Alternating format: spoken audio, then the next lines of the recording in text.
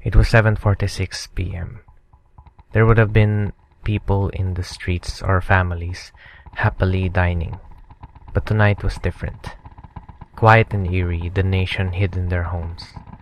For a few hours, the chairman had won. He finally ruled through fear. Owl sent Raven to set up safe routes for civilians that wanted to run away from the imminent war. As he rounded a corner, he came face to face with Filomeno. A battle immediately ensued. Because of the alterations inflicted to Filomeno, his thirst for combat was ferocious, but Owl was in control. As the only trained modern Nahimana, it didn't matter how fast or strong Filomeno was. Owl could predict every attack and intent. With Filomeno, even through his changes, his fighting habits didn't change. If anything, he seemed more out of control. Before Filomeno was even able to break the pillars of the building, Owl had already subdued him. He had used Kate's compact fabricator in order to miniaturize the reality bender.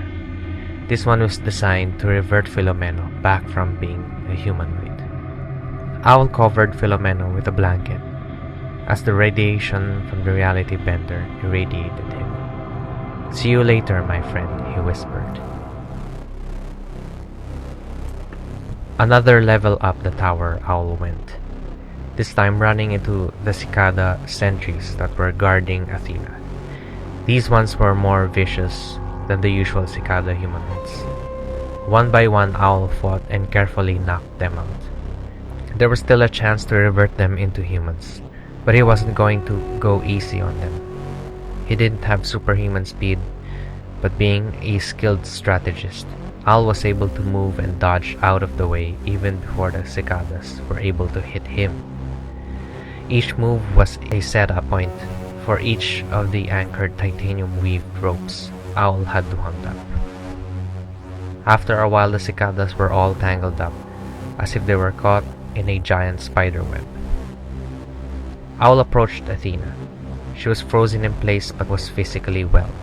As he was just about to remove her from the machine, the power returned. The chairman immediately activated the metal coffin where Athena was, and she let out an ear-piercing scream. The chairman, in a matter of just a few milliseconds, was able to create an algorithm of how Athena's abilities worked. Athena's suffering didn't last long, as Owl immediately destroyed the machine and pried it open. He took Athena in his arms and checked her breathing. She was safe but unconscious. The chairman's simulated facade had an open-mouthed expression. But even before Owl was able to address him, the chairman left the tower's building. Right on cue, Filomeno walked in, now back in human form. Owl turned and carefully handed Athena over to Filomeno's arms. Filomeno had a hard look on his face, but tears were around his eyes.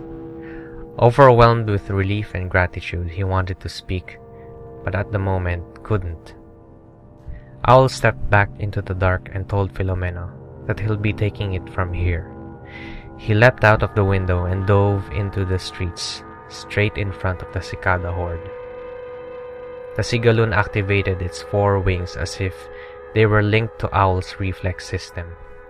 He glided down to the asphalt like the angel of death himself. The chairman had set up giant tank-like machines that were assigned to aid the cicada soldiers. The intent was to destroy the building and bury Owl there. The tanks opened up and revealed that they also carried bionic cicada hybrids, cyborg machines with cicada design. The cicada's body movements showed some level of confidence since they were greater in number, but there was this underlying sense of intimidation as Owl stood in front of all of them, unmoving. In unison, all of the machines and cicadas charged forward. They ran so fast that they were sure that they would be able to run Owl over and destroy the tower in a sort of suicide move. Yet Owl stood motionless. That was when a blue light exploded above him. 50 feet in the air was the White Lady levitating. Her hands curled in fury as she charged the air with so much force that bolts of lightning formed out of her hands. She spread her hands wide and clapped, resulting in an EMP so strong that the entire Philippines was engulfed in darkness. All machines, including the cyborgs and tanks, ground to a halt. Once the light of the bolts of lightning from the White Lady's hands and fingers faded, Owl uncrossed his arms and started to walk towards the remaining cicadas. The White Lady floated right above him, just like the moon guiding the world and its inhabitants. The task was to knock a cicada out and wrap a mini reality bender around their neck in order to have them revert into humans in just a few minutes. With the demigod by his side, Owl was able to tag the entire army and left them covered up safely under various shelters. After this, Owl turned to the White Lady and joked that they'd forgotten a couple people in the tower. Oleander Jr. and the Viper Queen were still in cells up there. The two glared at each other.